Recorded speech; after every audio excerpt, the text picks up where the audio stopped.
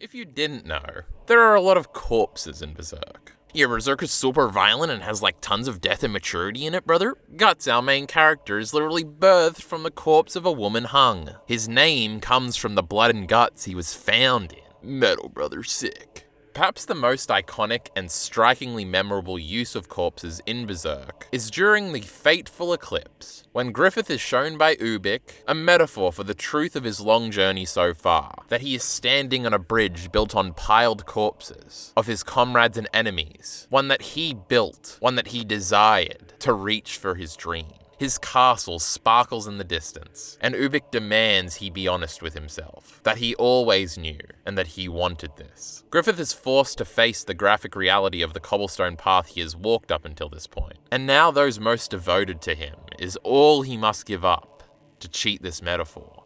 What is a few more under his feet? He's one of the few. This corpse path imagery as a metaphor for a leader's guilt regarding those they have led to sacrifice themselves for their cause is a rather resonant one, it seems. Just look at all the copycats. Attack on Titan, shamelessness. Vinland Saga, shamelessness. Others who I'm forgetting, shamelessness. And those I'm completely unaware of, shamelessness. It is pretty sick though, I don't blame him. It is also entirely possible that we are giving Berserk too much credit here, and that it's entirely shameless too, because it probably yanked it from a more ubiquitous original source that the other two were also referencing, that I don't know about, and in the end Berserk isn't as cool or as influential as a bunch of neckbeard, sword-worshipping man-children claim it is. Not me though, I'm cool. I'd usually throw my hands up in the air and just say it was probably Devilman, but I know it ain't. It's probably some hack fraud ancient Greek boy lover shit nobody's ever read. Homer is a Simpsons character. Get over yourself. But Griffith must make a choice. Will this path of destruction end here, and he settles, falling short of his dream? Can he abide by such a lifestyle? Sustained by a dream, hurt by a dream? Or will he be revived by a dream? Perhaps for his dream, and the bodies beneath his feet, and the people that stand to be helped by his dream, he should leap from this pile of corpses and soar with raven black wings to his castle. All he needs to do is chant the words. By all natural law and everything that is holy, Griffith should have cemented himself as a failure that day. Maybe he should have even become one of the corpses for his most devout to walk on. But instead, the Sichlitt let him cheat death and failure. And so he did soar, achieving everything he wanted almost effortlessly, and raised his progressive utopia on the corpse of Geyseric's ancient kingdom, where he now sits. Griffith escaped failure and death. It turns out this is not all there is to this corpse motif in Berserk, and that it's actually seeded as far back as Chapter 1, with another rather iconic Berserk image famous for being cool but also representing something deeper thematically. I'm talking about this full-page spread of Guts as the Black Swordsman emerging from underneath a pile of corpses to ambush the Snake Baron and the men of Coca Castle. My epiphany, if you will, for this video was drawn out of seeing this panel again, and pairing it with the Griffith scene of the corpses. I think this is all an allegory for the probable climax of the series. Griffith makes a selfish decision, goes to fly to his goal, only to be ambushed by the man hiding beneath the corpses, who was born from death but never captured by it. This all ties very well into the first ever scene we are shown of Guts and Griffith interacting. When the God Hand first appear in the Black Swordsman arc, it ends a chapter. And then the following chapter opens with a brief flashback where Griffith pulls Guts out of a pile of corpses after a battle, and then he monologues about his dream.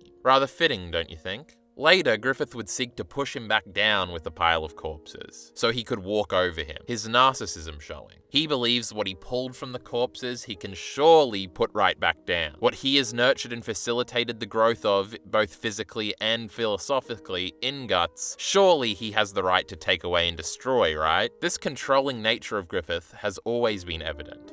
Guts' whole life has been about escaping the seemingly inevitable, whether it be death or being sacrificed, or a life full of misery and meaninglessness. He has learned and grown, and was always listening, which Griffith and probably his narcissism never accounted for, and hasn't accounted for. He's not the same person he was during their first fight that he was in the snow, and he's not the same person now that he was when Griffith pulled him from the pile of corpses back then, or even the man he seeked to push back down with them. This corpse motif is not the only reference to the probable climax of Berserk in the series either. There's another that I've been seeding throughout the video, the Fountain of Dreams speech. speech. Griffith reflects in his speech the trajectory of what I assume is his whole character journey throughout the entire series. Sustained by a dream, hurt by a dream, revived by a dream, killed by a dream.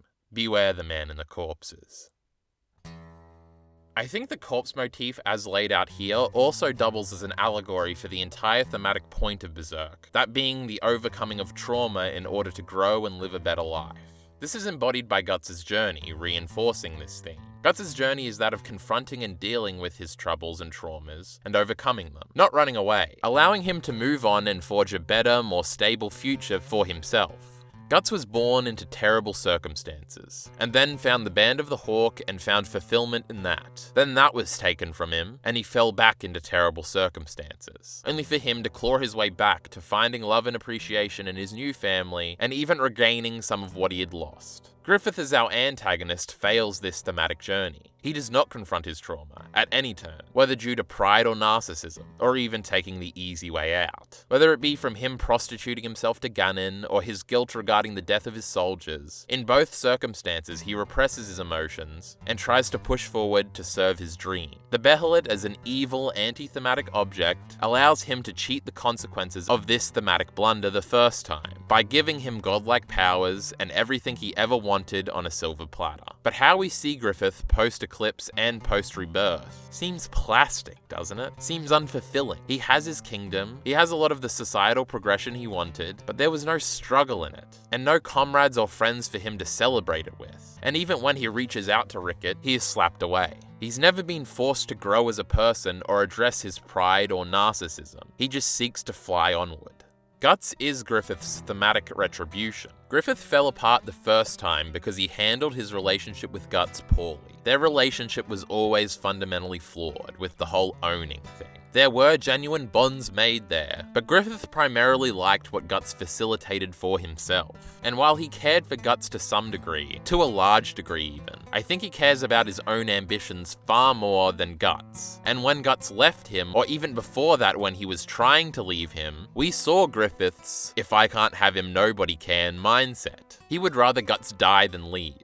He was resentful, and that came out multiple times. Whether it be the choke, trying to seduce Casca, or raping Casca. All of this has gone unaddressed, and it cannot go unpunished by the narrative if it wants to serve this overcoming trauma theme.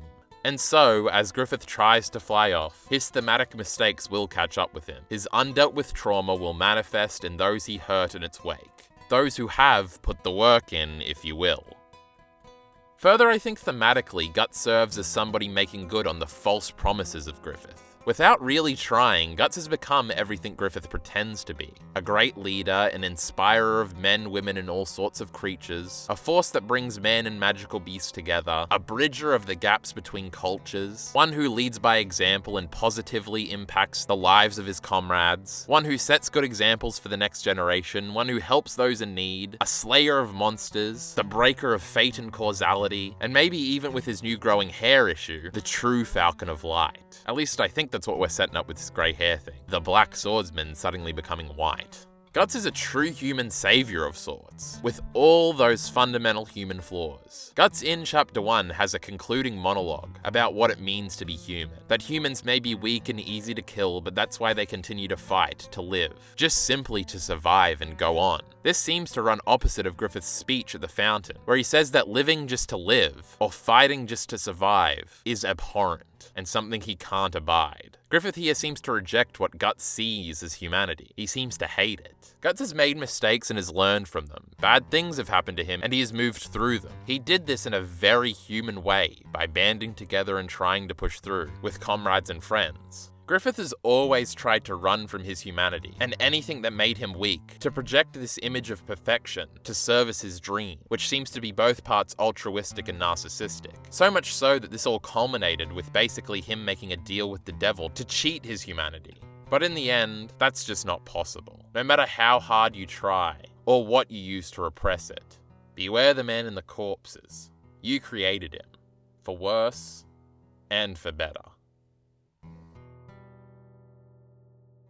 This video is part 1 in a 2-part series I'm going to make about Berserk, and sort of its interesting take on trauma. If you liked the final part of the video talking about the more thematic approach of Berserk, I think you'll really be interested in part 2, which is going to deal with escapism and imagination as concepts and motifs in Berserk. I've kinda started rereading Berserk and watching a lot of Berserk videos too, so this will probably be the first in a line of many Berserk videos that I'll have coming out relatively soon. Hopefully you'll look forward to them, yippee! I haven't actually gotten beyond the beginning of the Golden Age yet, so a lot of the details in this video were recalled for by memory, so hopefully most of the video is accurate. Support links in the description below. Thanks.